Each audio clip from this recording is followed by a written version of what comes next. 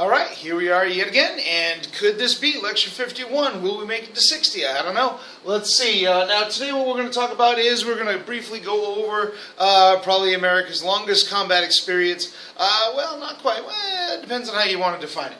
But anyway, it was certainly one of the longest combat experiences in American history, and that is what has become known as the Vietnam War. Now, we'll talk about exactly why referring to it as the Vietnam War is rather contentious in and of itself. But for the most part, let's just get started with what we're talking about here. Our essential question today, analyze, or essential task, I guess. I've never gotten out of the habit of calling it a question, even though it is not. It has never been actually written in an interrogatory. But anyway, essential question: analyze the causes and consequences of the war in Vietnam. And this is one of those, this is one of those areas where, I get a lot of student interest, as a matter of fact, because many of our students actually have family members who were involved in this conflict one way or another, and we kind of want to know what was going on. And quite frankly, it was rather confusing, when we really stop and think about it, and we are going to stop and think about it. So anyway, before we get into this, we really need to know. Well, I have to turn the light on me. Get all this good looking. Has to be, well lighted. Anyway, all right. So before we really get started, if we really want to understand the war in Vietnam, we have to go back all the way back to the Treaty of Versailles. And in the Treaty of Versailles, there was a young fellow by the name of Ho Chi Minh, of course a lot younger than he was in this image. He was actually about 19 years old. Was there at the Paris Peace Conference, and he liked one of the 14 points. The 14 points that suggest that maybe the colonies of European nations should be given some opportunities at self-government and sovereignty and things along those lines. And Ho Chi Minh says, hey, you know what?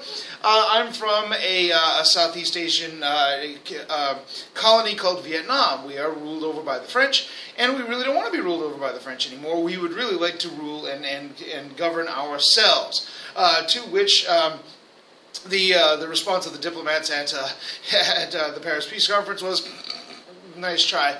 And we appreciate you seeing us, but no, we're really not going to do that. You're going to continue to be under French domination.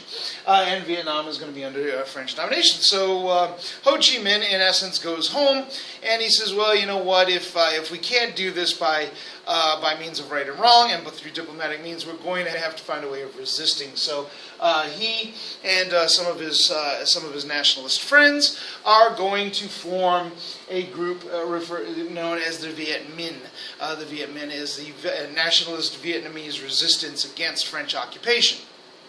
And ultimately, they will also become the resistance against Japanese occupation during World War II. In fact, Ho Chi Minh and his Viet Minh were actually allies of the United States at this point in trying to defeat the Japanese and drive them out of Southeast Asia. That alliance is not going to last much beyond the war. When the Japanese are finally driven out and defeated, the French are going to want to go back into their Southeast Asian colony and take it back over. And this is going to be a huge problem for Ho Chi Minh and the Viet Minh. During this time period, also, Ho Chi Minh is going to start to adopt Marxist values, and he's going to become a communist.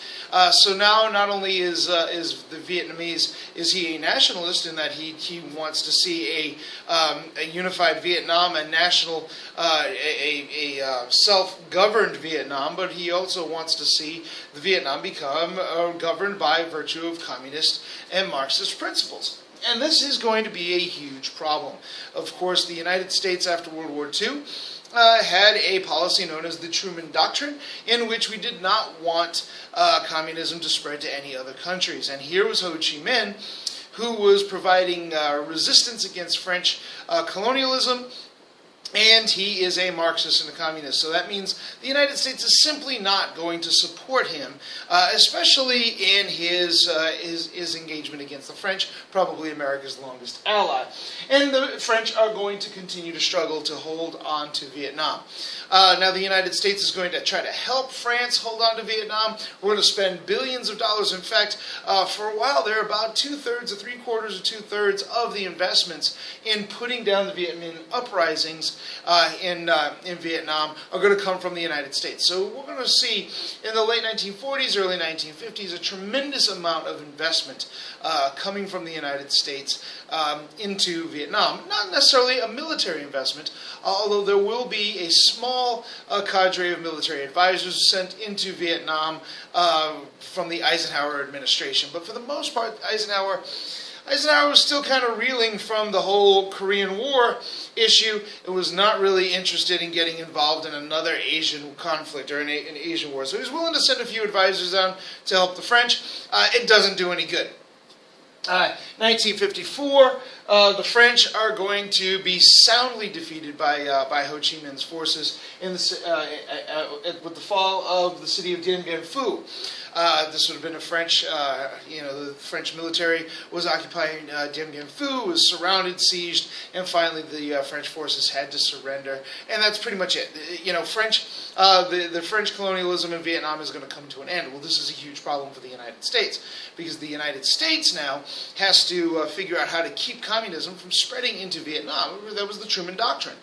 So President Eisenhower, whom we know, kind of liked the idea of covert action. He liked to use the CIA, and he liked to use a set of relatively small fighting forces going into Vietnam, and they are going to try to fight kind of covert operations against the Vietnamese. Ultimately, however, this is, I'm sorry, according to Eisenhower, and even, of course, according to President Kennedy later on, they're going to follow what is called the domino theory. They're going to make their policies based on this concept of the domino theory. The idea being that if Southeast Asia, what was called Indochina, falls to communism, then what will end up happening is that all of the countries around that particular area will end up falling to communism, and eventually, because this one, fishing and rice producing region of the country of the world fell to communism, before you know it, you've got the Red Army marching down Pennsylvania Avenue. Yeah, they really believed that was going to happen. So we can't let this happen. So President Eisenhower, the French diplomats and Vietnamese diplomats get together in Geneva, and they come up with what's called the Geneva Accords. And the Geneva Accords is going to divide Southeast Asia up into 4 different districts: North Vietnam, South Vietnam, Laos, and Cambodia. And the idea is that ultimately Vietnam would be split in half at what was called the DMZ, with North Vietnam under the control of Ho Chi Minh, and then the rest of these districts are going to be, self-governing, and that ultimately what was going to happen is that we're going to actually hold elections at some point and unify this district again. It's a really kind of confusing idea, because the problem is that Ho Chi Minh was insanely popular in Southeast Asia. People liked him. He had been fighting for a very long time. He was a very popular guy. He was probably the most important nationalist of that period. And if they were to actually hold elections, democratic elections, it's very likely that Ho Chi Minh would have won. And this is not going to be something that the American presidents and American administrations is going to allow to happen. We can't let you actually have democratic elections, because then our guy won't win, and we have to have our guy win. The United States is also going to put together a military alliance, just like NATO in the North Atlantic Treaty Organization. They're going to put together a group called SEATO, the Southeast Asian Treaty Organization, which will consist of the United States, United Kingdom, France. Well, wait a minute. Those aren't Southeast Asian countries. Well, neither is Australia, neither is New Zealand. All right. But Thailand is, and Thailand gets to participate, and Pakistan. Oh, okay. And these guys are going to become part of this SEATO alliance, this kind of military alliance. It's going to be there to protect Southeast Asia from, themselves. So this is the kind of the setup that we have going on as a result of the Eisenhower administration. It doesn't take very long for this to fall apart. You can kind of see that this is not based on sound scientific management. This is based on political contingency. Now, President Kennedy is going to pretty much follow Eisenhower's lead on this, in that he's also going to use the CIA and covert operatives. He is also going to escalate military presence, U.S. military presence in Vietnam, up to about 16,000, but most of these folks are going to be members of the Special Forces, or as they became under Kennedy's leadership, known as the Green Berets. So what we have here, we have some forces going on here. We have the Green Berets. And now this is going to be kind of tough to to consider here, but we have the Green Berets, and they are there to support the South Vietnamese army. All right. Now remember this. So the United States is there to protect South Vietnam from being invaded by the communist North Vietnam. All right. This is going to be a problem. We also have, of course, the North Vietnamese Army. These are the standard communist forces that work directly with Ho Chi Minh from North Vietnam, and their goal is to reunify their country under Ho Chi Minh's rule. But we also have during this time a resistance coming up from South Vietnam, because the reality is most people in South Vietnam really were not particularly interested in the United States protecting them from the North Vietnamese. Many of them liked Ho Chi Minh, and even those who weren't necessarily fans of Ho Chi Minh didn't necessarily want to see the United States or any other foreign power exercising control in Vietnam. And so what you end up with is a group of people in South Vietnam called the Viet Cong, who will provide the resistance against the United States and the United States-supported regime. In this case, the United States-supported regime is run by this fella here, a guy by the name of Ngo Dinh Diem, and I'm sure I butchered that name, but pretty close to it. Now, Ngo Dinh Diem, he's got a lot of problems. First of all, he's a Roman Catholic in a nation that is largely Buddhist.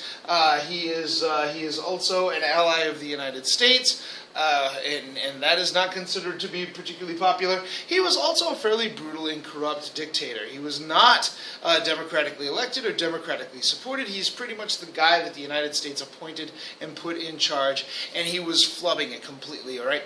Part of it had to do with incompetence, and if you cannot competently run your country, then you're going to have to run your country by force. So incompetence and brutality are two qualities that don't make for good democratic governance. And when you get to the point where the resistance against your regime actually includes Buddhist monks setting themselves on fire in the middle of the street, you've got some serious PR problems going on, Mr. Diem. There's just no other way to put this. So there's a tremendous amount of resistance against Diem. Diem was not handling this very, very well. He was tended to be very brutal. The United States government at this point is trying to, what we call, win the hearts and minds of the Vietnamese people to kind of get them to fight and support against the idea of Ho Chi Minh and communism moving into Southeast Asia. And because of the brutality of Diem, it's not working out. As a matter of fact, Kennedy learns shortly into his administration that, in fact, there is a plot among the South Vietnamese generals to just off Diem, and Kennedy says, whatever. And in fact, Diem is going to be assassinated. He'll be deposed and then assassinated. As a result, it's pouring right now. It's great. So Diem is out, but the people who follow and succeed Diem are not necessarily going to be any better at running South Vietnam, because remember, the people of South Vietnam pretty much are rejecting U.S. influence at this stage of the game. Now, there is a bone of contention here. There is some contention as to what Kennedy's plans were with regard to Vietnam. Some rather romantic ideas are out there that President Kennedy was not planning on spending any much more time in Vietnam, that he wasn't going to escalate it, that he was actually going to start withdrawing soldiers from Vietnam because he did not want to get caught in this quagmire. And there does seem to be some evidence that President Kennedy did recognize that what he was getting involved in Vietnam was just simply not worth it and not winnable. On the other hand, it's unlikely that a lot of analysts are suggesting that it's unlikely that President Kennedy would have withdrawn troops from Vietnam, because that would have been a loss in the face of communism that would have just been politically unsustainable. And we're going to find that Vietnam is going to be perpetuated by this fear that we're going to lose respectability among the free nations in our ongoing battle against communism. So we can't give an inch, we can't give any room for communism to look like it is going to be victorious. And consequently, tens of thousands of people are going to have to die, as a result, at least tens of thousands of Americans, and we're even going to go so far as to say hundreds of thousands and even millions of non-Americans are going to have to die because of this particular attitude. Whatever Kennedy's intentions were with regard to Vietnam, we really can't be sure, because he's going to be assassinated before he's going to be allowed to put any of this into place. And this will go down to Lyndon Johnson. Now, as you recall, Lyndon Johnson wins the 1964 election hands down. And we talked about his civil rights, and we talked about his Great Society programs. But now we need to talk about his foreign policy. And his foreign policy is going to be bogged down in the marshes of Vietnam. Now we also have to understand that there was a tremendous amount of support from the citizens in the United States about fighting in Vietnam and protecting South Vietnam from a communist invasion.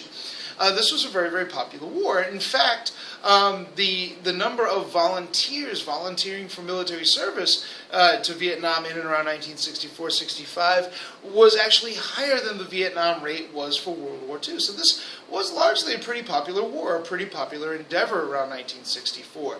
So in 1964, when President Johnson goes to Congress and says, hey, look, a U.S. battleship was attacked by North Vietnamese patrol boats in the Gulf of Tonkin.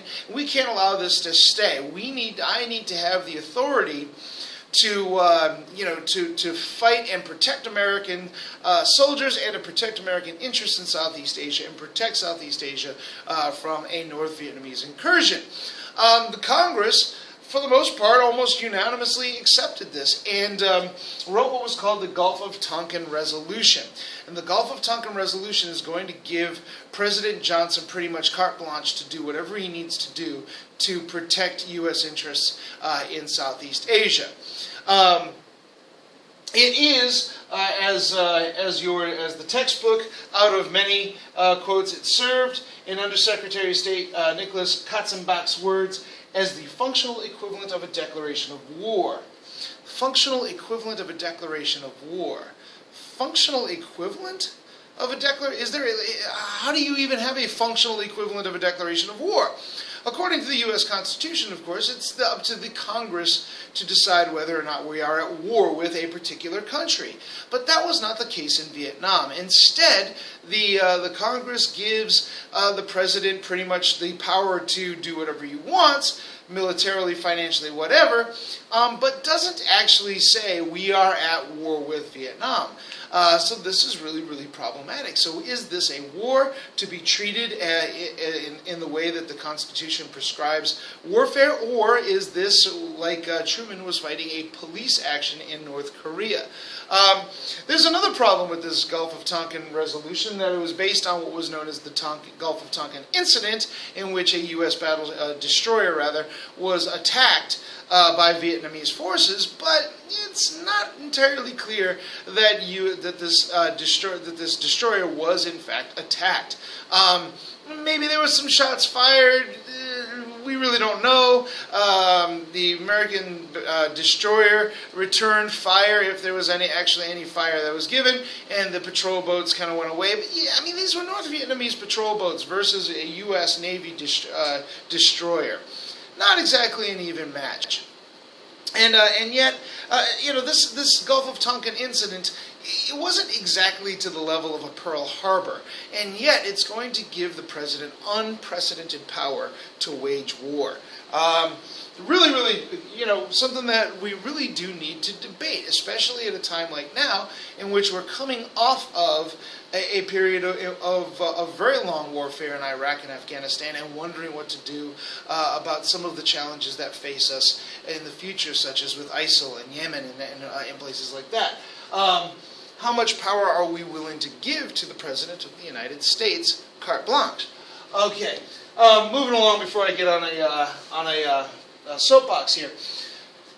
It is relatively clear, relatively soon, that that what was happening in Vietnam was very quickly becoming a quagmire. It was very difficult. The American presence and American soldiers, now that we can see from this graph here, that come 1964, we absolutely sharply increase the American military presence in Vietnam to over 500,000, and it's simply just not going to work. It's not going to do the trick. The Vietnamese people in North Vietnam and in South Vietnam are pretty insistent on governing themselves, and this is going to start what is called what Lyndon Johnson calls Operation Rolling Thunder. This is an intensive bombing campaign against North Vietnam for the purposes of shattering the resistance of the North Vietnamese. Now, this is a plan that was put together by General William Westmoreland, in which we're going to fight a war of attrition against Vietnam. We are the most powerful nation in the world. Vietnam is pretty much a country of peasants and fishermen and rice farmers. It's clear that all we have to do is just keep fighting, and eventually they're going to back down. No, they're not. They're really intent on, they really want us to leave. But either way, this is the idea. So now this bombing mission of North Vietnam gets complicated with the presence of the Viet Cong in South Vietnam. So U.S. forces are there in South Vietnam, and what's going to ultimately happen is these Viet Cong guerrilla soldiers are going to attack U.S. forces.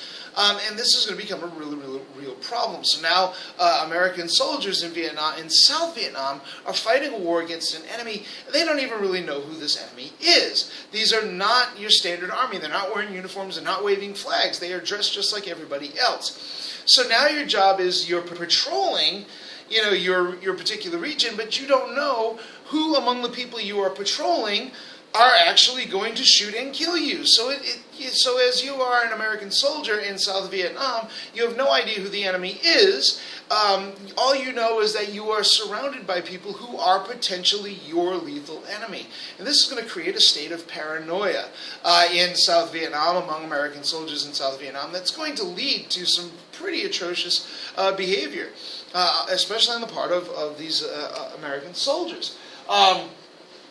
The U.S.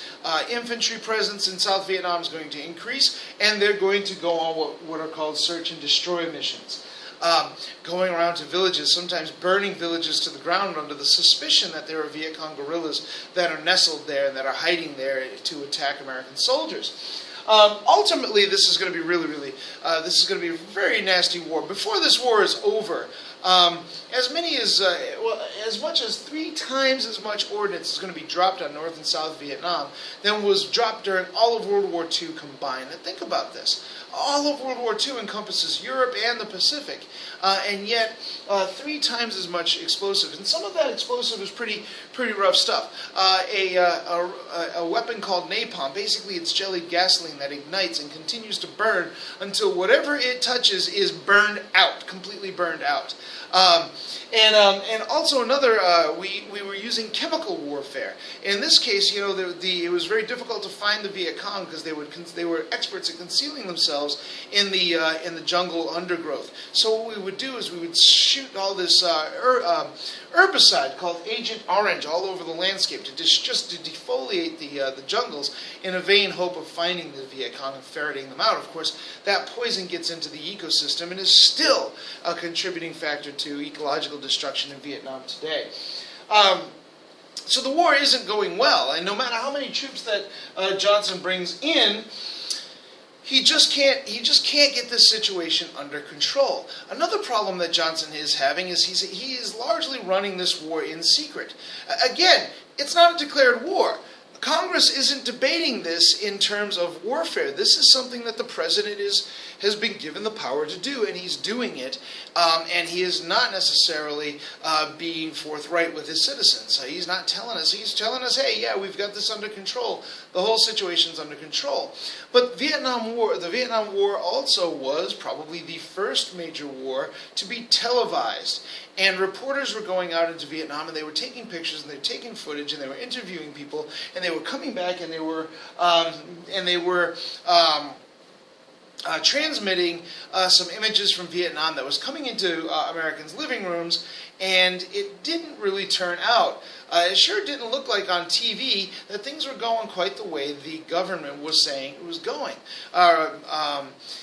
Journalism and reporting by, say, Morley Safer, for instance, really revealed the shortcomings of our strategy in Vietnam and the things that we were up against during this time period. And people were starting to look at this and go, oh, wait a minute, things aren't working out. We also start to see the development of a nascent peace movement that is coming from the New Left that we talked about in the last lecture. I'm sorry, and this New Left is speaking out against American warfare in general, but specifically the increasing, American warfare in Vietnam. I mean, if you are a member of a peace movement, this is going to become a focus for you, and especially if things are not going well. We get to see the atrocities that are taking place, the children and the refugees fleeing from the burning villages and things along those lines. It's really, really ugly stuff. And if people who are in the peace movement are going to present that ugliness, to the public, and they're going to start shaping the argument about this particular ugliness. We also start to see, in fact, some former soldiers coming back from Vietnam. In Vietnam for a year, saying, we're really not entirely sure what we were doing there. We didn't really know who the enemy was. We didn't know why we were fighting to protect people who didn't want to be protected in the first place. We're really confused about what was going on. And when they turned to the government for a satisfactory explanation, they just weren't getting it. Many of them joined the peace movement. And participated in the peace movement, namely Ron Kovic, made famous in the movie Born on the 4th of July, and future presidential candidate John Kerry. So now in 1968, things are going to get a whole lot worse. They're going to look a whole lot worse. Now remember, 1968 is an election year, and Lyndon Johnson is able to run for re-election. He did not serve more than 2 terms of Kennedy's term, so he's able to run for re-election. In 1968, this war, people are starting to really question this war. In 1968 comes along, and something major happens. It was called the Tet Offensive. Tet is basically the Vietnam Lunar New Year, right? It's the first, the first new moon of the new year or something like that. And but regardless, what ends up happening is on the day of Tet, the day of this new year, Viet Cong forces rise up in cities all over South Vietnam and start fighting American forces all at once. So America all of a sudden is fighting this major battle on land against the Viet Cong forces. Ultimately, the United States will win the Tet Offensive, will win against the Vietnamese, but it was clear as a result of the Tet Offensive that the United States Army did not have this situation under control. And the people in the United States are really starting to turn against this war, especially learning that, wait a minute, we can't entirely trust our government to tell us the truth with regard to this war. And at this point, Johnson's presidency is pretty much stuck. 1968, the economy is starting to slow down. He was very significant. As significant as he was with regard to civil rights and with regard to social issues, you would think he would have been a shoo-in. He completely blasted the competition in 1964, Barry Goldwater. But in 1968, he realizes that because of Vietnam, there's simply no way that he's going to be able to win win re-election. So he gets up and says, hey, look, I'm not going to bother to run. He backs out. He continues to fulfill. He says, hey, look, I'm going to stop stop bombing North Vietnam, and we're going to find a way to settle this. We're going to come to terms of peace. But regardless, I am not going to run for president. This opens the field. Now, 1968, there are a couple interesting personalities that are running, namely Robert Kennedy and Eugene McCarthy, both of whom were very critical of the war, though Eugene McCarthy was certainly the peace candidate here, but also Hubert Humphrey, who represented kind of the mainstream Democratic Party politics. And clearly, and we're going to talk about this in the next lecture, we talk about some political upheavals. The Democrats are not going to win. They're not going to survive this for a number of reasons that we'll get into later on. And the victory of the 1968 election is going to go to Richard Milhous Nixon. Now, Richard Nixon is going to win this election largely, although not exclusively. I mean, this election was a squeaker of an election. It was almost like the Kennedy-Nixon election, but in this case, it went for Nixon. It was just a squeaker of an election, and Nixon is going to win this largely based on his idea that he's going to offer us peace with honor in Vietnam. So he's not going to retreat, of course, because we don't retreat from communists, but we are obviously in a bad situation. We're going to have peace with honor. Well, good luck with that, Rich. And in fact, there's some evidence that's coming out now that suggests that, in fact, the Nixon campaign in 1968 actually scuttled a peace agreement that the Johnson administration had negotiated with North Vietnam. That the Johnson administration had basically settled upon peace terms with the North Vietnamese army, with the North Vietnamese government, but it was actually Nixon's campaign. To what extent Nixon was responsible for this is still up for debate, but his campaign went and said, hey, look, don't sign this agreement. You'll get a better deal when Nixon is president. And of course, they didn't get a better deal when Nixon was president. Now, Nixon's main advisor with regard to foreign policy was a fellow by the name of Henry Kissinger. And Henry Kissinger followed he was staunchly anti-communist, he was staunchly pro-American power, and he followed a principle called realpolitik. In other words, you do whatever is necessary to secure the interests of your nation without regard to the morality of what it is that you were doing. And of course, a lot of the Kissinger advice that he gave to Nixon follows that principle almost, to a fault. So Nixon presents a plan to the American people, which the American people largely liked. It was that idea called Vietnamization. That, hey, look, we've been protecting the Vietnamese people for so long now. It's getting about time that we turn over, the defense of South Vietnam to the South Vietnamese people. So we're going to start to slowly withdraw from South Vietnam, and that's going to happen as the South Vietnamese are able to fight and defend themselves. This should sound kind of familiar to anybody who's followed current events in the last couple of years. Well, that's what was going on in front of the television. Some of the things that was going on in the background, though, is that Henry Kissinger and President Nixon are going to launch some really legally questionable, in fact, legally illegal, campaigns against Cambodia and Laos. We weren't at war with Cambodia and Laos. Of course, we weren't technically at war with Vietnam. So, whatever. So the United States is ultimately going to invade Cambodia to try to stop North Vietnamese support for the Viet Cong over what was called the Ho Chi Minh Trail. This was a way by which the North Vietnamese would enter into Cambodia and travel down into South Vietnam, provide support for the Viet Cong, and then of course scuttle back to North Vietnam. So, all right, well, we have this Ho Chi Minh Trail, so we're going to invade. We're going to invade Cambodia again.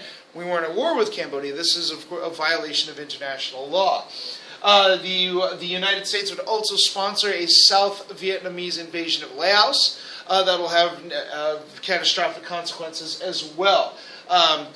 Henry Kissinger is figuring that, hey, if we're going to back out of this war, then we need to increase bombing of North Vietnam, and we'll start withdrawing some troops. We're going to start withdrawing soldiers from Vietnam, but we're going to intensify our air campaign. We're just going to shatter the will of the North Vietnamese people to fight in South Vietnam, and maybe we can secure South Vietnam from being invaded once the United States leaves. It doesn't work out that way, of course.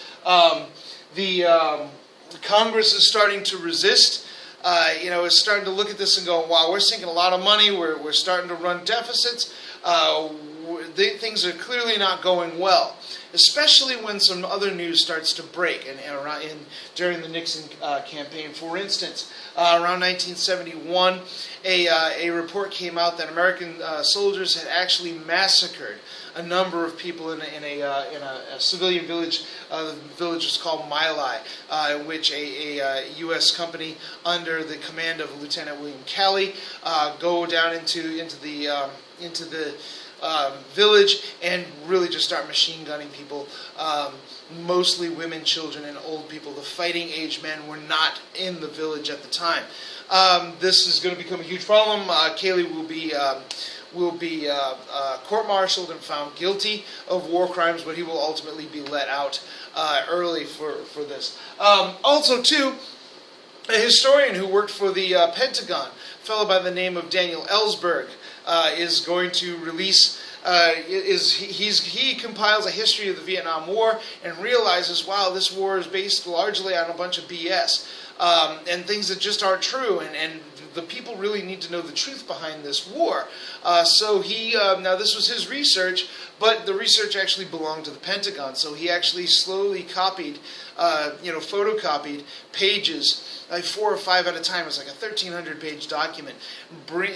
Sneaks it out of the Pentagon, and then when he has the whole thing collected, he gives it over to the press. And the New York Times is actually going to print these papers and put them out in front of everybody. And we're going to learn about a whole bunch of nasty stuff, lies that the government told us about the war, and some of the nasty, shadowy, slimy underbelly stories that come from just about any war. In fact, the government is going to try to shut the New York Times and keep them from printing these the Pentagon papers under terms that it's top secret. You can't print this stuff, and the Supreme Court's going to say, hey, you can't do that.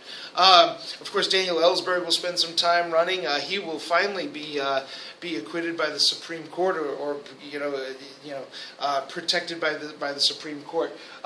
Huge things that come in. So now Congress Congress isn't willing to give any more money for fighting this war. So Nixon now has to figure out, how are we going to end this war on a shoestring budget? And finally, Richard Nixon's going to have to say, hey, look, we're going to have to come to terms, and he will negotiate a peace at what's called the Paris Peace Agreement of 1973 with North Vietnam. And for the most part, it's very similar to the agreement that he could have had back in 1969 had he done the same thing back then. Had he not done all this, in essence. So consequently, tens of thousands, hundreds of thousands of people, if you include North Vietnamese, Laotian, Cambodian people, died as a result of this stubbornness, this refusal to give in to communism at this time.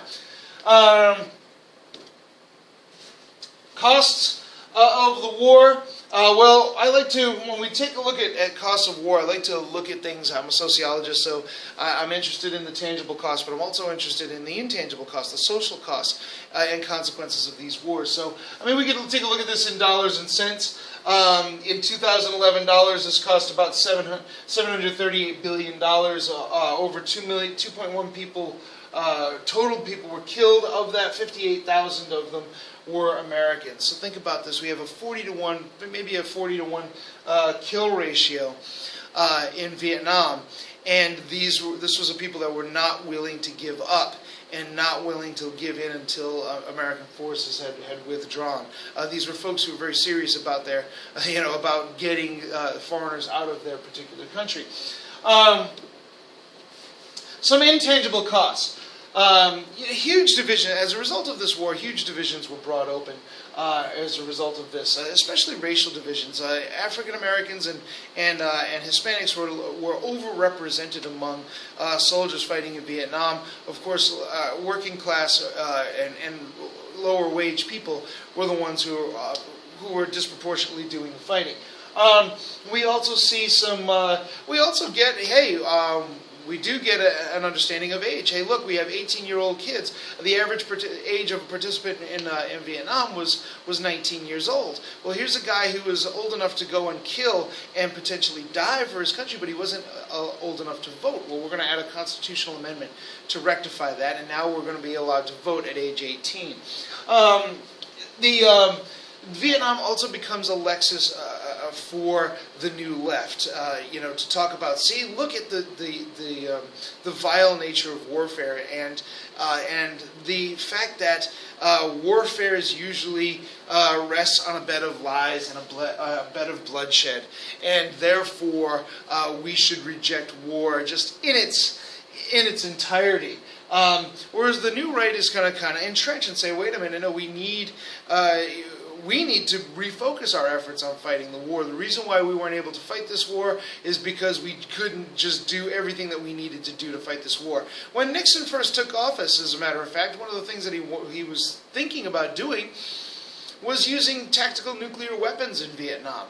Imagine the consequences of that. And it was largely because of the peace movement that he didn't do that. Now we have the establishment of a viable peace movement. In fact, politicians from that point until about the Persian Gulf War refer to something as the Vietnam Syndrome, the unwillingness of American citizens to engage in warfare for a long period of time. We'll blow people up for a few months, but don't keep us there for a particularly long time. So presidents realize now if they're going to send soldiers into combat, they're going to have to do it for a relatively short amount of time. Of course, that's going to last for a few years, as we can see. After 9/11, this Vietnam Syndrome was largely evaporated. It's largely going to discredit the government. Look, the lies that were revealed by the Pentagon Papers and Seymour Hersh and Morley Safer and these guys, it just revealed that the government really can't be trusted in terms of war and peace. We're not willing to just blindly follow the government. And we also had to question the competence of the government in fighting this war and their emphasis of body counts and things along those lines. The United States was discredited largely throughout the world. Foreign policy became much more difficult. Even though we're going to talk about Richard Nixon, he had some really, really significant foreign policy successes. But the American what was perceived as the American goal toward global hegemony is kind of be revealed in Vietnam and Indochina. And there were just tremendous economic costs that went along with this. Look, Lyndon Johnson was never able to put into effect his Great Society programs in toto as he envisioned them because of the money that was being spent in Vietnam. You can't fight a war on poverty and a war on, at the same time. At least you couldn't in the 1960s. So, we can continue on. Look, the reality is Saigon will fall in 1975. Vietnam became a communist nation, remains a communist nation today. And strangely enough, the Red Army never did end up marching down Pennsylvania Avenue. 400,000 Vietnamese were imprisoned as a result of this and sentenced to re-education. These are folks who were sympathetic to American presence in Vietnam, and of course they're going to suffer some ramifications for their positions. 1.5 million Vietnamese are going to actually flee Vietnam. These will become famous boat people. They will get into whatever boats they can and make their way across the Pacific Ocean and get themselves to the United States. About 50,000 of them will die as a result of this. So we've got these upheavals. And probably one of the most significant consequences of this was a piece of legislation that came out in 1973 called the War Powers Act, in which Congress decided that the president had gained way too much war power as a result of the Tonkin Gulf Resolution. So they passed the War Powers Act, which is still largely in effect today, although it has kind of been weakened over time.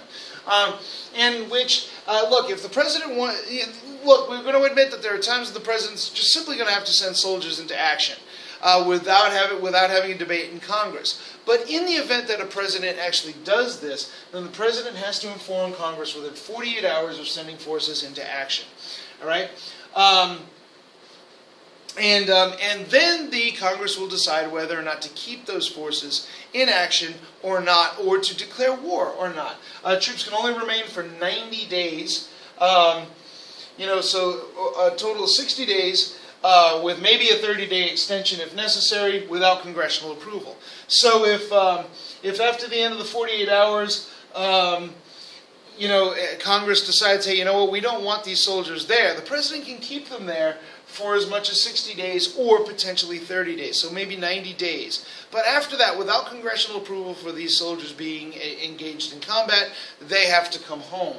Well, now we can debate how that's working out, and we can kind of have that debate with regard to contemporary issues. But that's going to be a lecture for another day. In the meantime, I hope you got a lot out of talking about Vietnam, and I'll talk to you later when we talk about number 42.